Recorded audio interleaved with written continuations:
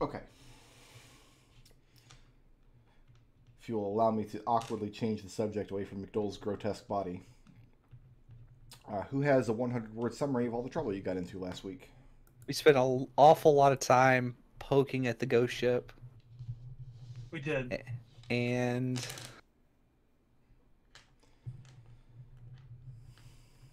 yeah, that's pretty much it. We looked into God, King Pen sales. Cats. No, Caspin. Is it Caspin? Catspin. Caspin. Or Like, Caspian. I'm trying not to say Prince Caspian. I am trying not to say it. We're all trying. We're all really trying. Brick Road. This is all Brick Road's fault. I'm not trying at all. Whatever comes out, comes out. It was King Dongfarn. I don't know. Sorry, keep going. King Dongfart? Is that what you said? I just want Brick Road to know that I am trying, because as a DM, it does get a little. That's one thing that grates on me, is when I have a character and then everybody calls it weird, stupid names. Listen, as a DM who has to come up with hundreds of names over the course of a campaign, like, a couple of times I feel is warranted. I once named a guy Handaxe without realizing I had named him that. Caitlin Chubb. That wasn't my fault. Caitlin Chubb was Fantasy Name Generators. Yeah. I think about Handaxe a lot, I'm not going to lie. I imagine you probably saw it as Handax. Yes, I did. Not Handax. It might even be like HAN''DAX, if I'm being honest. And Dax, not Handax. Yeah, Handax. That's not much better. That sounds like a Star Wars character. If you had said Handax, I think everyone would just start going, Handax? Yes, that's exactly what would have happened. Being a DM is a thankless job, let's be honest. It really is. I'm going to need you guys to start paying me more. I think 120 a head a week sounds pretty reasonable. I'm going to need that prorated too, going back at least 6 or 8 months, if you don't mind. I will say prorated back 5 years. So we start taking Bitcoin yet? Start what? You start taking Bitcoin yet?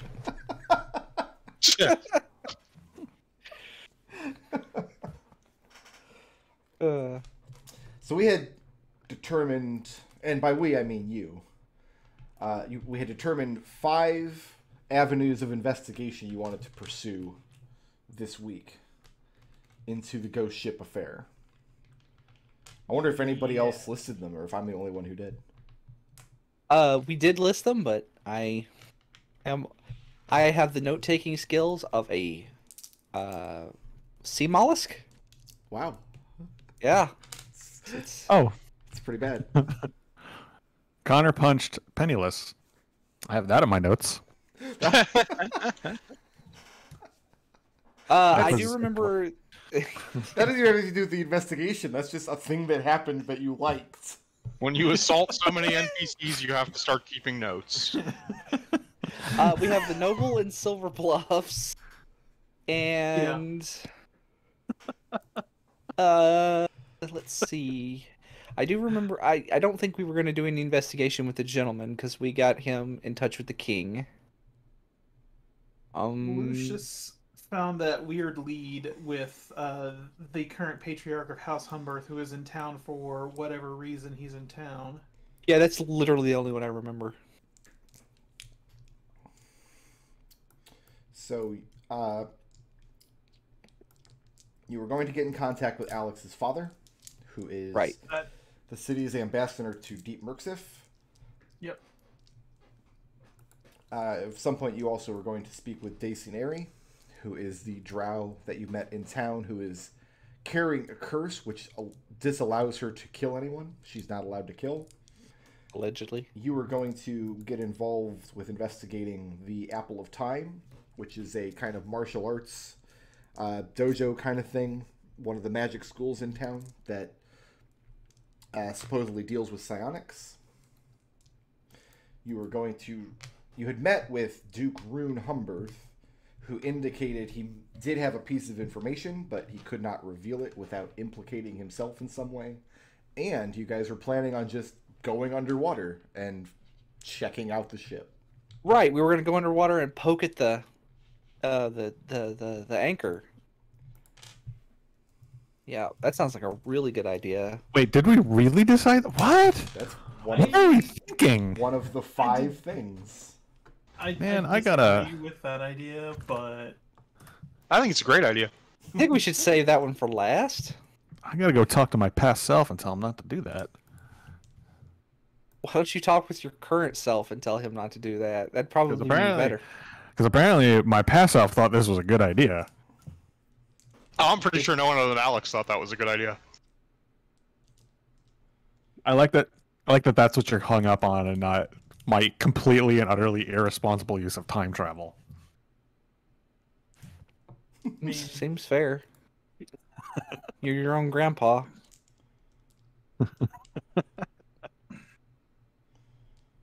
doing the nasty and the pasty. So, how do we want to divvy this up? Do we all want to go as groups? Do we starting with the noble in Silver Bluffs? I don't think we're going to get any information by speaking to him. We're going to have to use chicanery, I think, to get it. If he even meets with us. Gnome Town, that's just going to be speaking with Alex's father or his sister. And I don't know what to expect at the Apple of Time. And I think isn't our friend the fellow that scares our customers off, isn't he a member of that group as well? Of the Apple of Time, yeah. so he actually is a member of the Apple of Time, just not. I don't know if he is or not. I can't remember if Because we established that, but they're both psionics. Right. I know he has familiarity with it, and we were going to talk with him. I remember that. Yeah.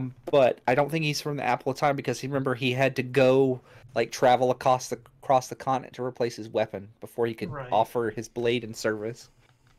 So I don't think he's not a Dunfoss local. I'm pretty sure. Okay. Well, still. But we could probably bring him with us when we go. Yeah. He could tell us if they're spouting bullshit. So it is. The day is Wednesday the 24th.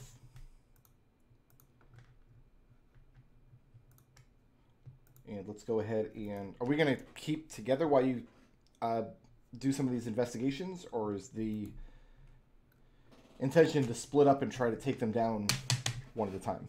Or at the same time? We're not technically under any time constraints, right? Like, Catspin hasn't thrown down a gauntlet of I will give you 1 week to get out of the castle or whatever, right? No, but this morning, as you are starting about your routine, you do notice that many of the ships had previously left the harbor, and you notice that, especially on High Courts Harbor, near to where this ghost ship is currently anchored, the king has rows of guardsmen and pikemen set up. Also, the ship is doing something. It's growing.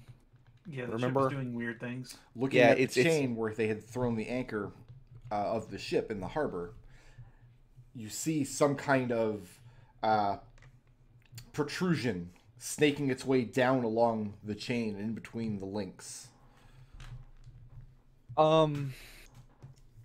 Lucius, why don't you and Connor go see the noble?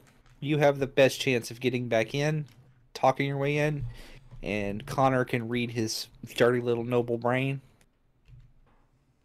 with his dirty psionic. I don't know if I should take offense to that. Why? The The dirty noble thing, or the What?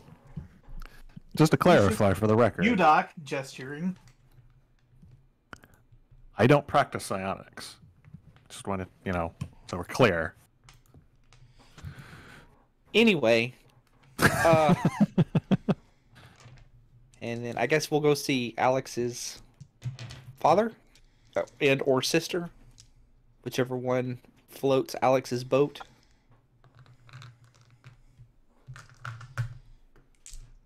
So what are our morning actions? What's happening first thing today? I'm gonna drag Alex to see his father, unless he has something else he wants to do. No, that seems reasonable. And Gus is Set going Band-Aid along up. with that? Right. Okay. Connor and Lucius, what are you doing this morning? What do you say, Lucius?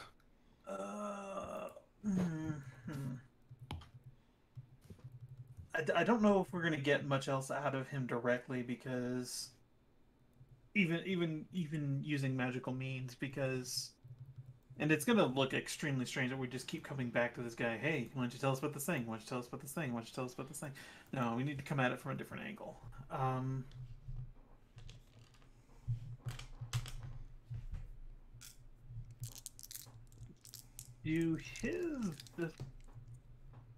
How loyal is his serving staff, I wonder?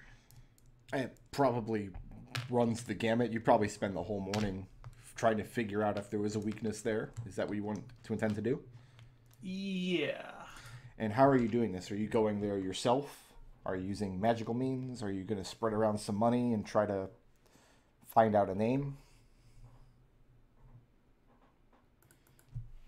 Yeah, hang on. I'm just the D&D Beyond was acting herky jerky with my character sheet. There we go. Okay.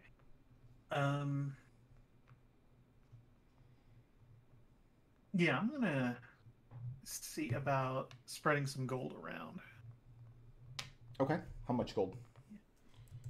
Let's say 10 gold. You want to split it, so we're doing 5 each? Sure, that works. All right. Connor, are you joining Lucius in this endeavor? Yeah, why not?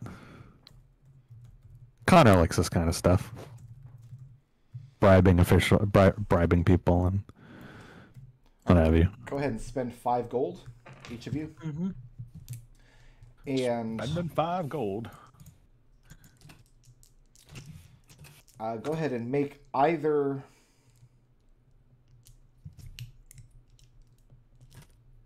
We'll call this either charisma investigation, deception, or persuasion. Because there's a couple different avenues you could take here realistically.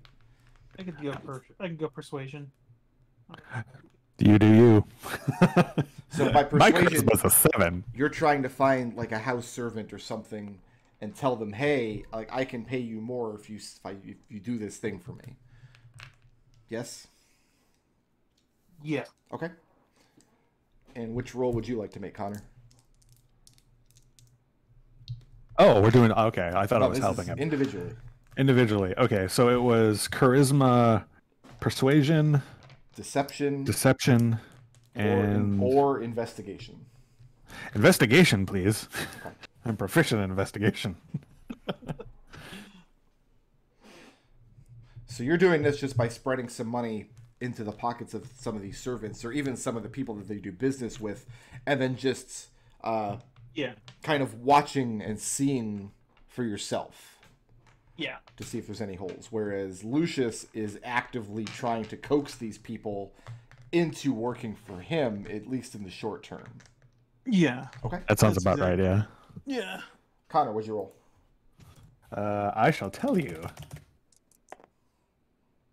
Wow. That is a 22. Wow. And Lucius, what'd you roll? 24. Almost like we're high level characters and we're starting to become competent. Yeah, almost. No, I rolled a 20. I said it's almost like that. Almost.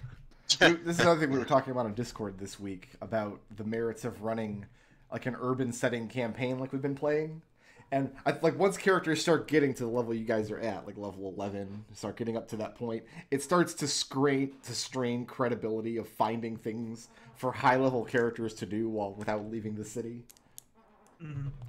That's why the plan for Flump Inc. was always to try to make it like look for an exit strategy by about level 10. So we're right on schedule, more or less. So then you flung us into space. That's a good exit strategy. I didn't fling you into space. The book Candlekeep Mysteries flung you into space. It was a weapon wielded by you. What's funny is reading that book. Like when I get a book like that filled with like little low-level adventures, I try not to read the whole thing.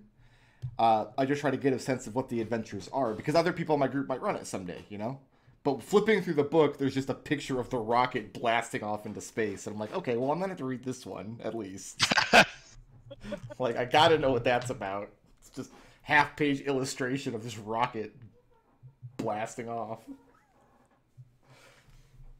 Alex. Yeah. Are you trying to meet with your father or with your sister? Let's just meet with my father. Let's just rip the Band-Aid off. Okay. And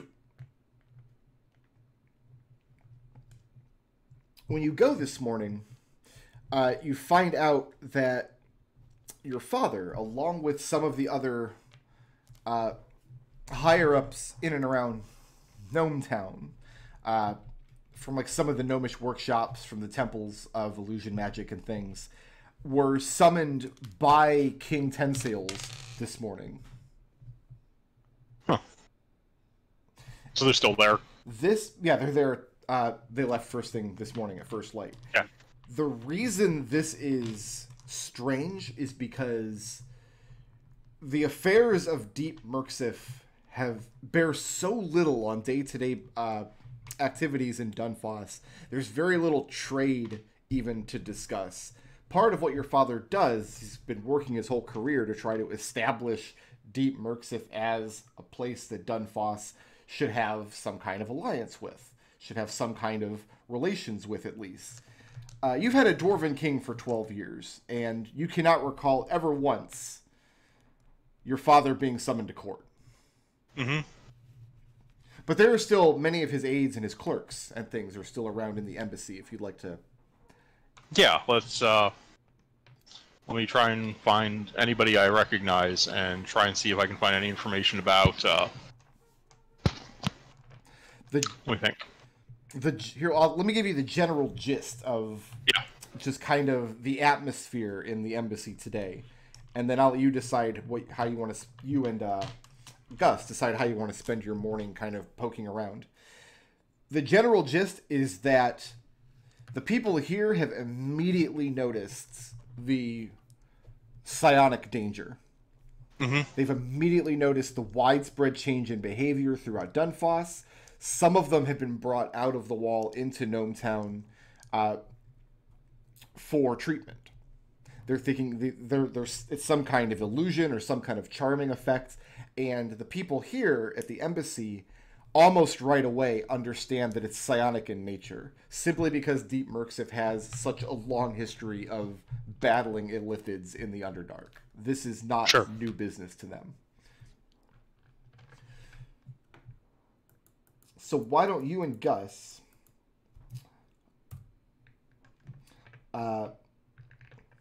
Alex, what is like a piece of information that you would like to get more in detail on here from the embassy as you're poking around? I'd like to find out if anyone has like sent for any specific like experts or psionic, like anti-psionic precautions back home. Okay. You're looking for protections? And Yeah. Yeah, that's what I was going to ask for. Are you both going to work the same angle, or Gus, are you going to look for something different? I mean, that's particularly what Gus is worried about. Okay. I don't really know anything else we could... I mean, the prime piece of information you've gotten is just that Tensails has called Alex's father to court. Right. Like, someone in his information circle told him, hey, you might want to consult the deep gnomes on this if there's psionics involved. Right. So protections from psionics and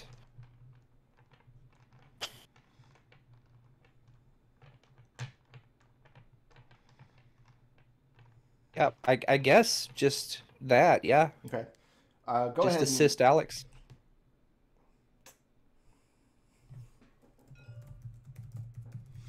Go ahead, each of you, roll me an investigation check. Alex, you can roll this at advantage, and each of you can improve your chances on... Well, this wouldn't be a situation where gold's going to help you. You're speaking at ostensibly a friendly embassy. Like, nobody here is going to require a bribe. But Alex, you can make this check at advantage, please. It's 21 for Alex. Okay. Investigation it's an 11. Is it 11? Mm-hmm. Gus, you find some of the clerks. You haven't spent a lot of time amongst the deep gnomes, except having lived with Alex. And the difficulty with defending against psionics is, on the surface at least, it is not a well understood school of magic. And there's also a general anxiety amongst deep gnomes here that psionics might work differently on the surface than it does down in deep gnome territory.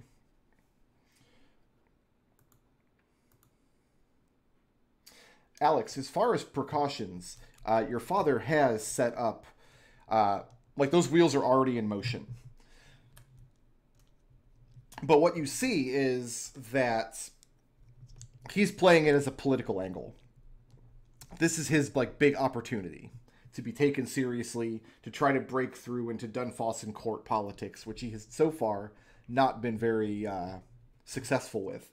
So there are some avenues of assistance you might be able to call for if you got word to Deep Merksif, but so far they haven't pulled the trigger on it because they're trying to figure out at the embassy first what 10 sales is going to give them in return. So okay, there are potentially experts that can be called in, but your father has decided not to do it until he knows what's on the table. Mm-hmm. I think. So, is there any possibility of me going behind my father's back Yes. and getting my sister to start working, bringing one of these guys in? Yes. On a scale of 1 to 10... Yeah. 10. 10. Didn't even... On a scale of 1 to 10, how willing are you to set fire to your own house right now is what I was going to ask. 10. So.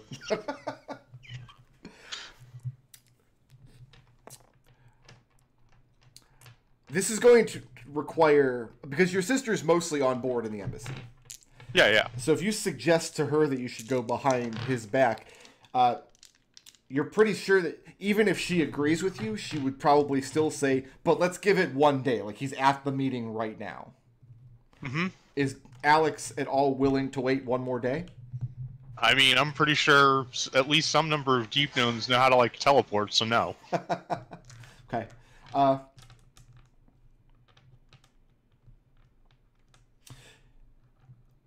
You know there must be some sort of magical communication. Mm-hmm. And what you're basically going to have to do is break into the relevant office and make use of the device yourself. Oh, that sounds perfect. Are you going to try to do this without being noticed? I mean, ostensibly, but let's be real, how many deep gnomes are really fooled by invisibility? Well, which brings me to my next question. Gus, what sort of distraction plan do you have to buy Alex the time he needs to get to the device to send word that's already been prepared? All somebody needs to do is go in there and pull the trigger on it. What office is it in?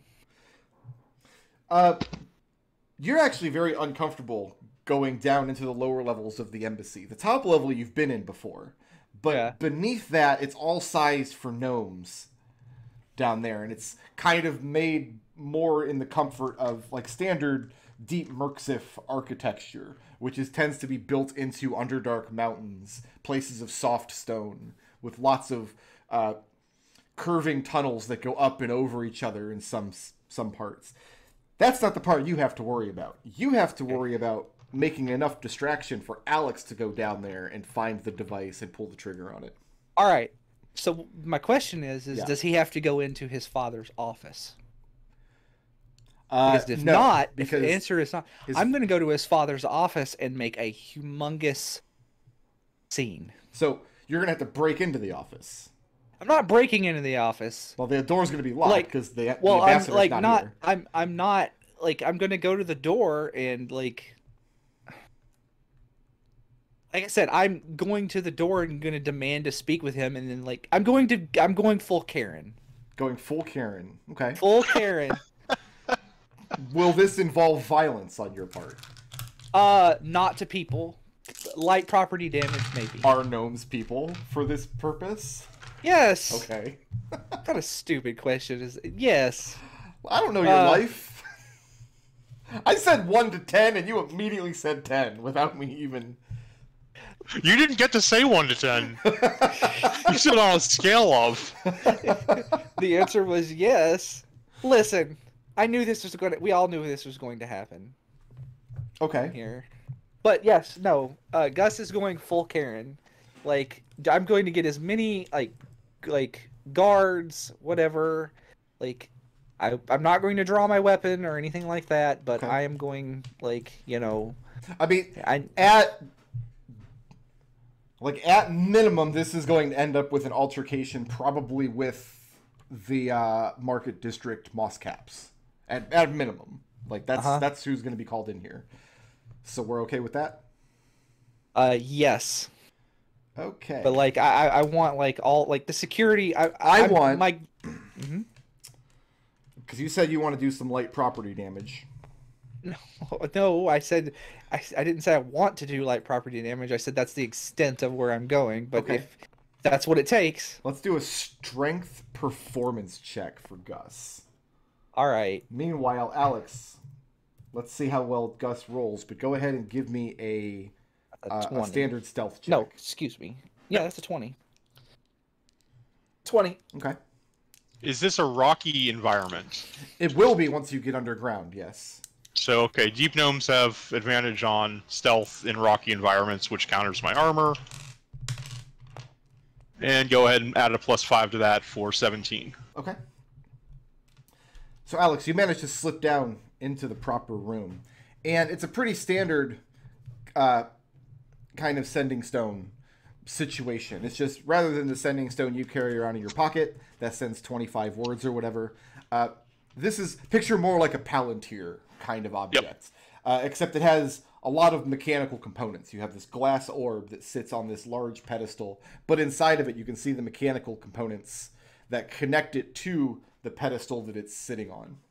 So how you do this is you put your hands into these little gnome-sized slots on the pedestal and focus your arcane energy into it to send a message to whoever it's set to receive. You've learned that the receiving end is already going to go to somebody that your father thinks could be called as an expert to help deal with this crisis. So Is the message pre-programmed too?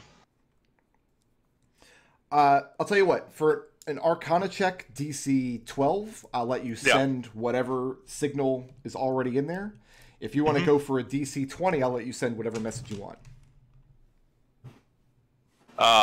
Can I read the signal that's in there before I choose to send it? I think it's more it seems more authentic just using my dad's signal, so. Okay, so we're just going to go for So I'm that just one? going to do that. I'm just going to do the 12 to send the one that's already in there. That's an Arcana of 28.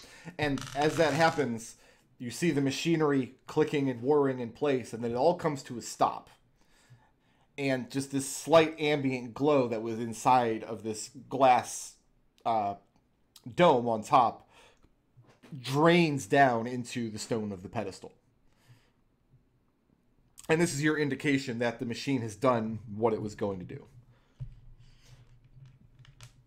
Which means your father now no longer has any bargaining power with King Ten Sails. Gus. Yes. We'll say that Alex theorized it would take him about 10 minutes to get down there and slip back out. Uh-huh. To make all this work. After 5 minutes, what did you get on that performance check? A 20. A 20. It's not bad.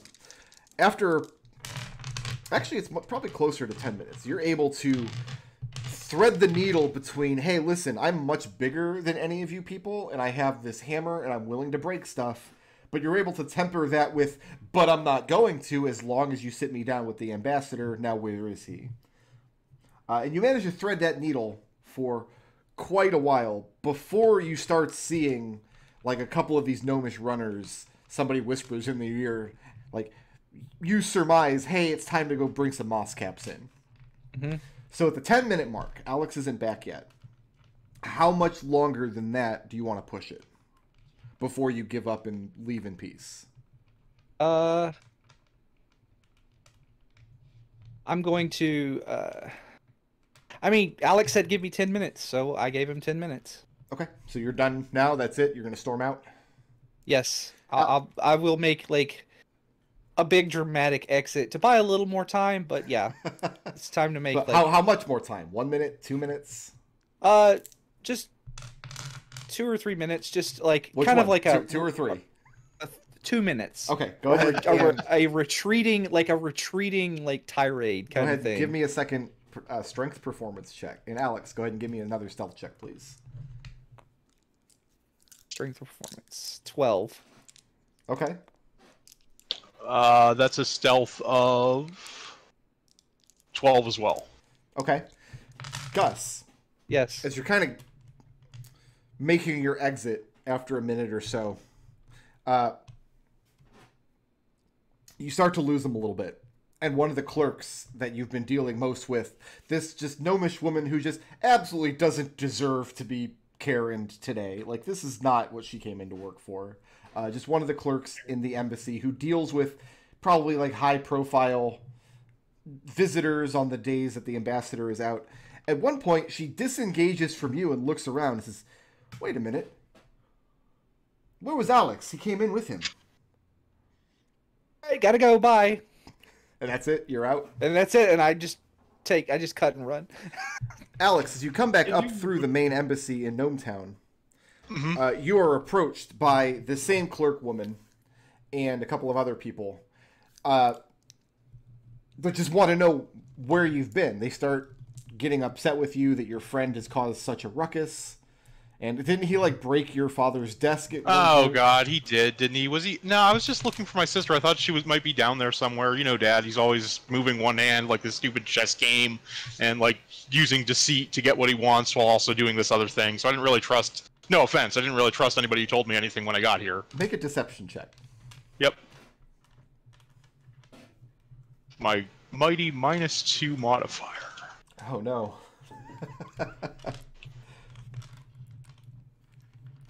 So that's a 2. A 2.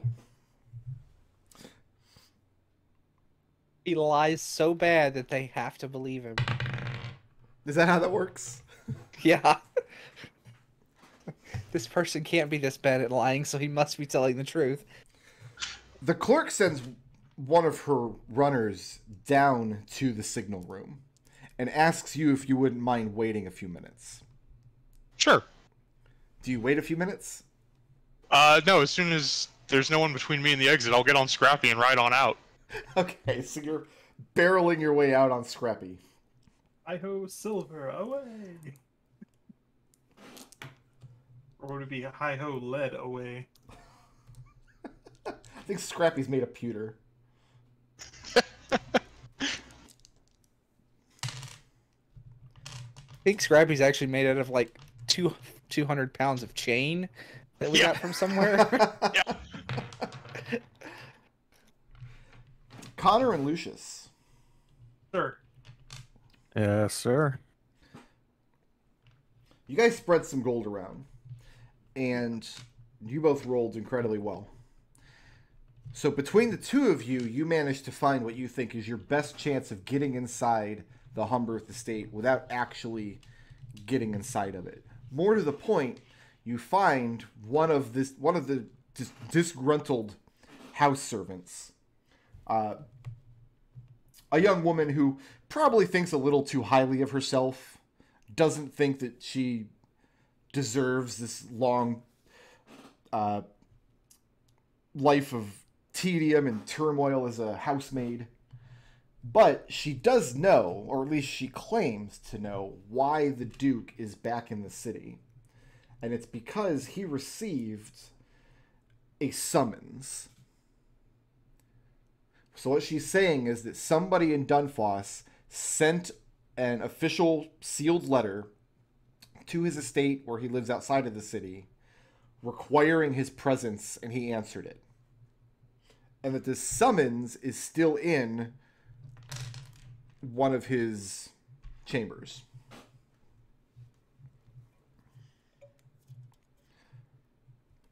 So you managed to get that far with a couple hours of work this morning looking for a weak link. You know now there is a letter in a desk in one of his chambers that apparently contains the information he did not want to give you yesterday.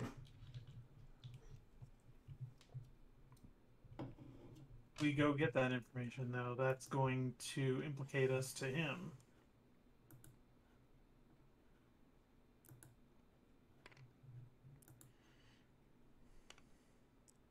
You know? Yeah.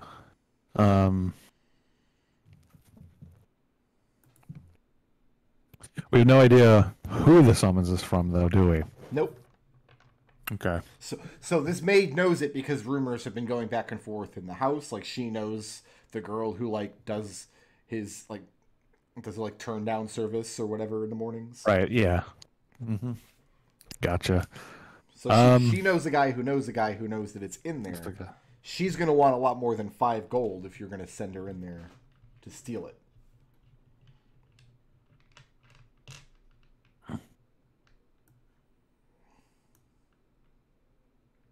Does she give any indication of how much gold it might take? This is a big risk she's taking. Yeah. I mean, conversely, you know, one of us could go get it. Conversely, yeah.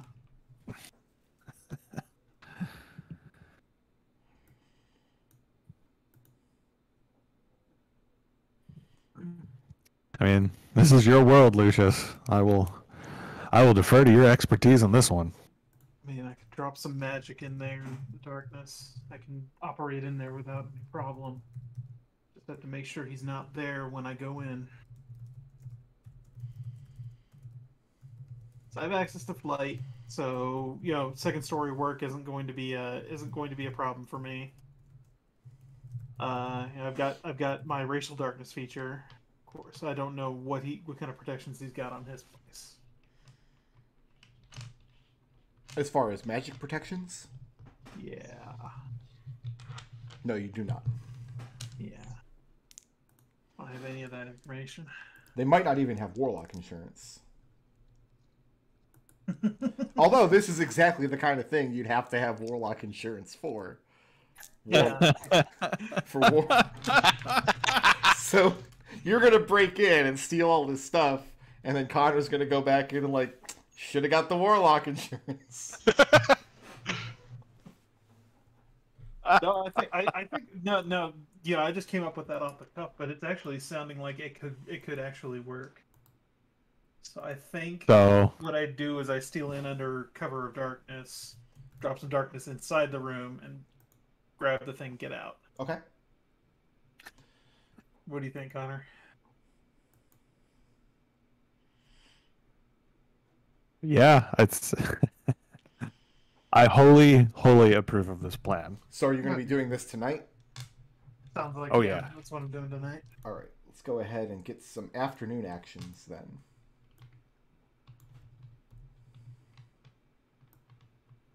So that went well, Alex. Oh Well, yeah, I people got in the message Gnome off. Town are searching for you. Like, and within an hour or so, Moscat patrols throughout Dunfoss will be wanting to bring you in for questioning because of gnomish shenanigans. Whether that's going to inform your decision on what to do for an afternoon action is up to you.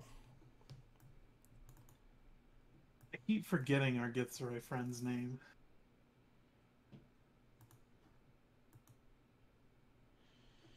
It's in here somewhere, I think.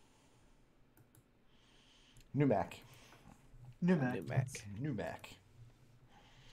As opposed to Old Mac. I think during the day, during the afternoon, Lucius is going to sit down with Numac, see what he knows about the Apple of Time, if anything. And Honor is the most curious about Apple of Time, so he will join you on that. Okay. So we obviously, the king is obviously busy today, right? So I guess we should just... Do you think Journey would turn us over to the Foscaps? I mean, on one hand, she might have her hands too busy for it. I mean, you're not gonna like my idea. Okay, go ahead. What's your idea? Sounds like a perfect time to go underwater and investigate where this chain ends. That's a good point. I do not like the idea, but you have a good point. Yeah. We need Lucius for the water breathing, though. Water breathing lasts for like 8 hours, right? Yeah, Yeah. that's a. No, I think it lasts. It lasts 24 hours. Yeah, it lasts 24 hours. Okay, then yeah, I'm fine with him just using the spell and applying. Of course, that's me having to maintain concentration. No, it isn't. It's a ritual. I mean, it's not a ritual, but it's not a concentration spell. Wait, no, I'm looking at Hex. I don't know why I looked at Hex there. It'd be awesome if it was, because you like cast it and then go underwater and get into a fight with a shark, and then it drops. Yeah. Okay. Yeah. Never mind. No. Yeah. That's Lucius can throw that up for you in 10 minutes. Okay. So yeah, I'm fine with Lucius doing that before you guys take an action, because you don't have to remain nearby for that spell to be effective. No. So Gus and Alex are going underwater? Yep. You mean Scrappy, Gus? You think that sounds good? Yep. That seems fine. You need to carry... Can your gun fire underwater? I don't know. That's a great question. I'm glad you... It's technically a class feature, right? So it's a normal gun that I've made magical so that it doesn't require ammunition or reloading as part of with using a class feature. I'm inclined to say, yeah, I can fire underwater. I don't see why it wouldn't. Okay. Especially considering you're not dealing with physical ammunition. Connor and Lucius. Numac is back at the barge, as he usually is these days, unless he's needed elsewhere. You've kind of managed to rein him in somewhat. He's no longer going out and abusing halflings on your behalf. That's good. So what is it you want to know about the Apple of Time? Are you a member of this organization, or do you know anyone who is? He tells you that the membership, because it's a magical school in Dunfoss, like it has registration and everything, it's officially recognized. He hasn't joined in the way that you guys have joined your magic schools, simply because he's not a Dunfossan citizen. He doesn't want to be tied down to any one earthly location in that way. What ties him here is his bond of service to you, and once that's over, he has nothing else keeping him here. I see. The person that he has met there, that he's spoken to on several occasions for meditations and things, is named Orzad Karn. Orzad Karn, Numac refers to him as the earthly liaison of the Apple of Time.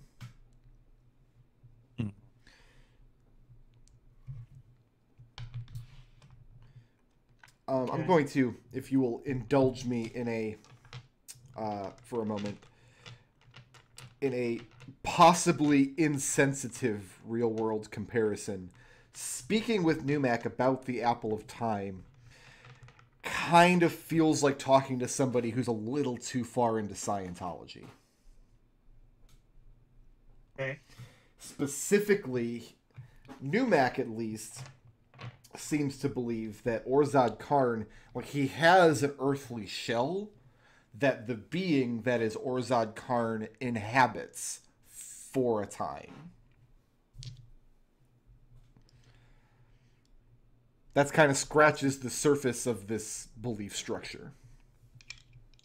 Well, that seems normal. So Connor's fine with that. Yeah. Well, no, but that's what Connor says.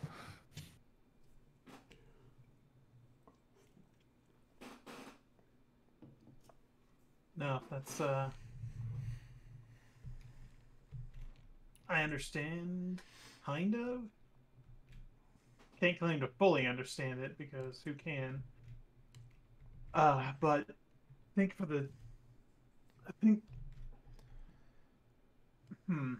this is interesting. This is interesting.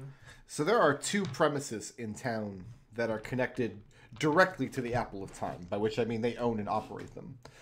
The first one is a bunkhouse in the Northgates district. This is a place for... It's basically a flop house. It's basically somewhere for members who are going to... or whose earthly vessels are going to be here in Dunfoss for a period of time. To rent rooms, to get basic provisions and things. Easy access to the marketplace. And the other premises they have is quite nearby in Great Tables Park. They operate kind of an open-air dojo area where it's kind of a small park that they maintain, mostly for martial arts sparring kind of thing. And this is where most of their connection to the rest of Dunfoss is, because a lot of people come here to receive training in unarmed combat without having to necessarily buy into all the spiritual accents, all the spiritual stuff involved in the Apple of Time. Mm-hmm. What else are you looking to learn from Numac? I think it's a good starting place.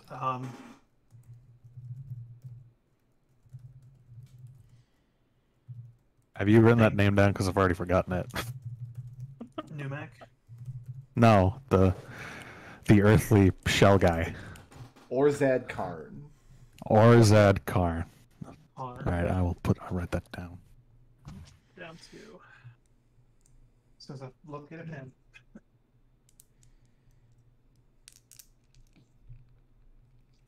Are we more likely to find Orzad in the open air place at the Great Tables or in the flop house? He is a citizen of Dunfoss in good standing, and he is kind of the headmaster of this magical guild. So there's no telling where his business might take him over the course of a day. Ah, excellent. Great. This is... All right. I think Vegas, for the time being, let's just try to spend the day, find out where his business might take him tomorrow, because Lucius is going to be busy for most of the day and the evening. So yeah, your evening action is spoken for, is my understanding. Yep. Okay. So Numac is not able to get you like a sit down or anybody. Like, he's not somebody who can vouch for you if he goes to either of these locations. But this Northgates bunkhouse is where he was staying when he first came to Dunfoss, before he got kidnapped by the Flying Pigs people and taken down into the sewers.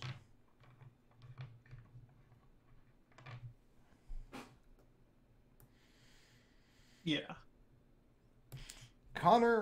Gus and Alex, you're just gonna drop down into the harbor, are you? Yeah. Alex will spend some time sealing up all of his equipment kits with wax, drop most of them into the bag of holding, and yeah, he's just going down there with his gun and his armor and his scrappy. And his scrappy, yes. And our Alex wears pretty heavy armor, so I'm pretty sure he just sinks. You can Yep. just walk along the bottom, Gus. Yep.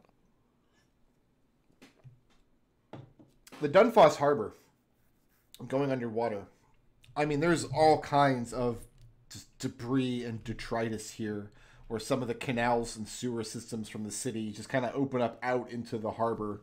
A lot of these have been blocked off over the years as this inlet had became more and more used as a harbor and got more built up. But you can just see hundreds of years of corrupt general construction and misconstruction that's gone on. And no small number of sunken vessels down here as well. Nothing valuable, as you can imagine. It doesn't take much to cast an underwater breathing spell and come down here. So there are actually salvaging firms in the city if your vessel happens to go down in the harbor to go down and recover it for you. That said, it is kind of a pastime for, especially like the cobblestone wizards, some of the low-level scammer types, to go down and just see if they can find like an errant lockbox or some other thing of value. You're not even going that far out into the harbor, though, because the ship you want to examine is right up here at High Courts in the Humberth's harbor. Is that the destination? Yeah. And before we go, I've got a new trick. So, Gus. Yes. Scrappy, before you jump into the water, walks over. There's a wand mounted under his neck, and he touches with you. That's a warding bond. So Scrappy now has a gizzard? I have a spell. I have an ability that I can put 10 charges of a level 1 or 2 spell into an item, so that's in a wand, and Scrappy can cast it. Right, that's what I said. So gizzard. now, yeah. Okay. Spell gizzard. That's what's in the gizzard is warding bond. Yep. Mm. So now there's a warding bond between Scrappy and Gus. Okay. Yep. Hey, Alex, do you think it's possible? Remember that lockbox we took from Broken Wall that, exploded? Yeah. How difficult do you think it would be to get another one of those?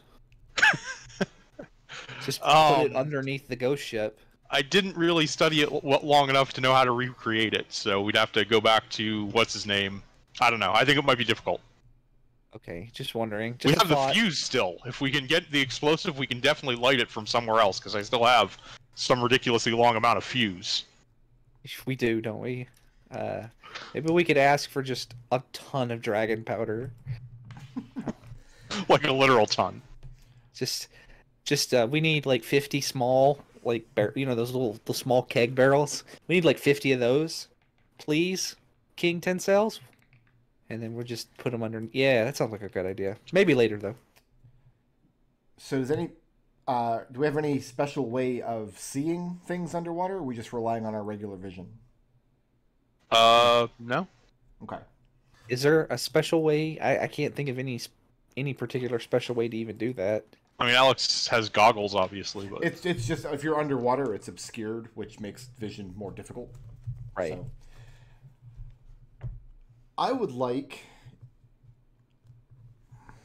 first of all, to get a perception check from either of you, and make this at disadvantage because you don't have any. You're not making it any easier on yourself seeing underwater. You're just trying to rely on your natural vision, which did not evolve underwater. Can I roll for Scrappy?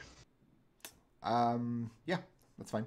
So 14 on Alex, and Scrappy's DC of this. 8. An 8. And no, that's actually pretty good. 20 on Scrappy. As you come underwater at the harbor and start making your way over to the Humberth port, and Scrappy seems agitated for some reason. You can't see the ship yet. You can't see the area beneath the harbor, which is relatively deep, where the anchor would be laid down. Because recall, the ship did not get tied off on the port. It just weighed anchor there, and then a gangplank was dragged on. But Scrappy has some nervousness about advancing further than this, and at this point, you can't see why.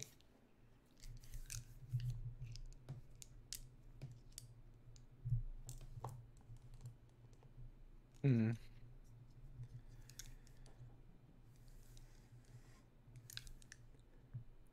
Are you? I mean, I think we just keep going and Keep our guard up, right? I guess. Yeah. Press on. Yeah. Go ahead and give me, both of you, an Arcana check, please. Oh, that's really low. It's a 7. It's a 28. 28. Alex, you're kind of on guard now because you realize that Scrappy has seen something that you missed. And as you move forward carefully, taking more account of your surroundings, you start seeing movement in the muck in front of you. You guys aren't swimming, right? You're just kind of stomping along the bottom? Yeah. Okay. Yeah. And as you're moving, you become aware that you're having more and more difficulty pulling your boots out of the muck at the bottom of the harbor. And that's when, Alex, you start noticing movement here and there in the direction you're going. And when you get far enough that you think you can make out where the anchor that's attached to the ghost ship has hit the harbor, your first thought is it's come down behind like this large jutting rock, like maybe the base where like one of the pylons holding up the harbor is built into. But you think about it for a moment because you know you should be on the lookout for something, and you realize there is strong magic at work here. And for some reason, you have just this extreme sense of foreboding. You still can't see the anchor from your position, but you have convinced yourself that the reason you can't is magical in nature and not just because you're underwater in the harbor. Mm-hmm. So you can see the chain descending on the ship in front of you. It disappears behind this jut of rocks. And you're thinking that your difficulty seeing where this anchor is attached to has more to do with the magical nature of it all than it does with you're just underwater and kicking up a lot of sand. And Scrappy has been anxious the entire time.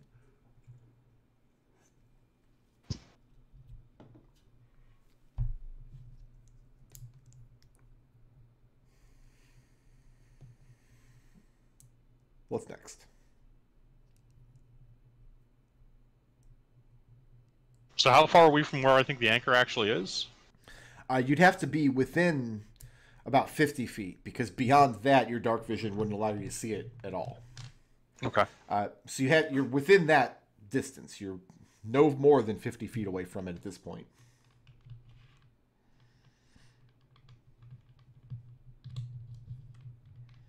And is there any movement other than us? If I like just give everybody a second to stop moving around and wait for the dust to settle a little bit? Yes, you can see some movement in the muck here and there. You never catch it directly, but kind of out of the corner of your eye. But when you stop for a minute, kind of let the muck settle around you and focus, it looks almost like there are snakes infrequently just below the surface of the mud, snaking across your field of vision this way or that, sometimes in the direction of the anchor, sometimes away from it, but never near you, never just under your boots.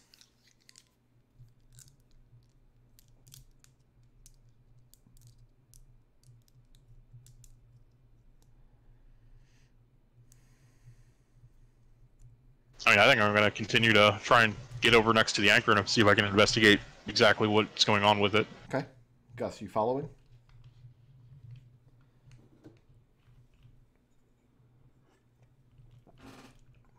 Is Gus muted? Did he leave? Has he gone off? Oh, he's AFK for a second. He decided he needs to get a piping glass of hot chocolate was more important than my game all of a sudden. Alex, you and Scrappy are moving forward? Yeah. Okay. You're keeping your eyes focused on the place where the anchor has touched down, because in your eyeballs it looks like a rocky outcropping that part of the dock has been built into for stability's sake. But focusing on it, you realize it's not the correct texture for rock. And you notice more and more of these snake-like movements in the ground around where these rocks are, and sometimes jutting up into the rock itself. And if you watch for like a full minute or so, once in a while, you'll see one jutting up the rock and then up along the chain towards the ship, or back down from the ship to the rock. Once you get within 10 or 12 feet of it, you're very certain it's not a rock at all. It's just some kind of mass of dark material. And you realize the anchor is not hidden behind it. The chain descends down into the middle of it. It's maybe about 6 or 7 feet high off the base of the harbor. So about, what, twice as tall as Alex is? Mm-hmm. Yeah. And it's definitely unnerving to look at.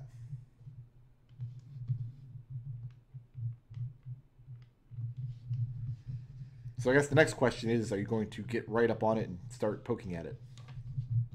Yeah. Oh, Gus told me to do otherwise. Gus had one job. I'm going to need a strength saving throw. And I'm also going to need one from Scrappy. Let's see. So for Alex, that is a +5 to make it a 17. 17, okay. And then from Scrappy, that's a... Well, there it is.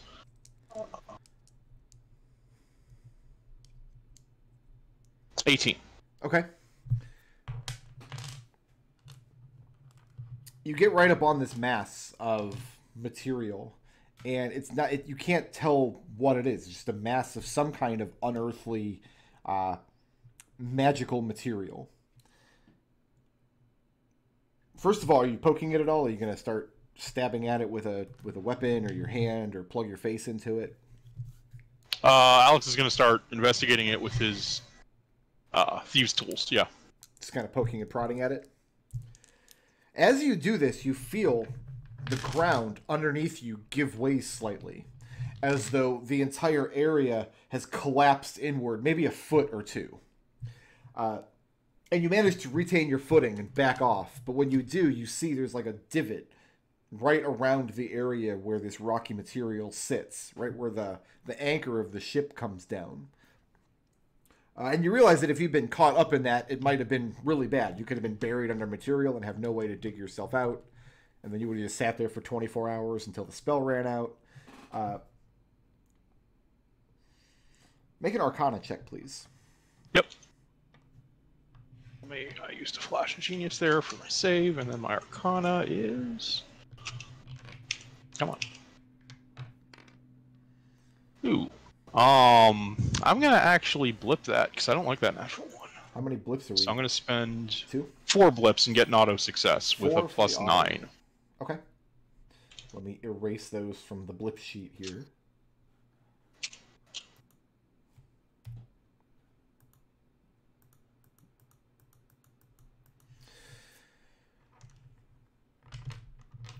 Just examining it visually, you start running through, like, just what just happened. This, like, whole sinkhole opened up underneath, revealing some more of this rocky material that is, like, down underneath the base of the harbor.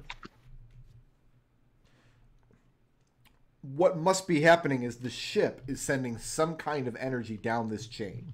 The purpose of the anchor is not to keep the ship from listing in the harbor. It's not to keep the ship immobile. It's to connect the ship to the ground underneath the harbor. And it's having some kind of necrotizing effect on the stone here. You saw a very localized little sinkhole build up just under the ship. The longer this ship sinks here and the wider its effects happen, it could eat away at more and more and more of the bedrock underneath the harbor. To what possible end, you can't know, but that does seem to be what's happening here. Huh, okay.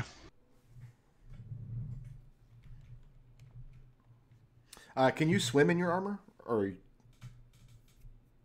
'Cause you're I willing mean, to my cut down. athletics bonus is minus. Well, really? Yeah, no, my athletics bonus is -2. So I'll say from your position now, given that you just watched this sinkhole open up in the ground, you're probably not going to be able to safely examine this rocky material or the chain itself at close distance unless you're willing to kind of climb up on top of it. Unless you're willing to actually touch it. yeah, I'm gonna investigate further though. Okay. What I'm going to do before I do that is I'm going to have Scrappy back off about 50 feet and tie a rope to him, and then I'll tie the other end to myself. Okay.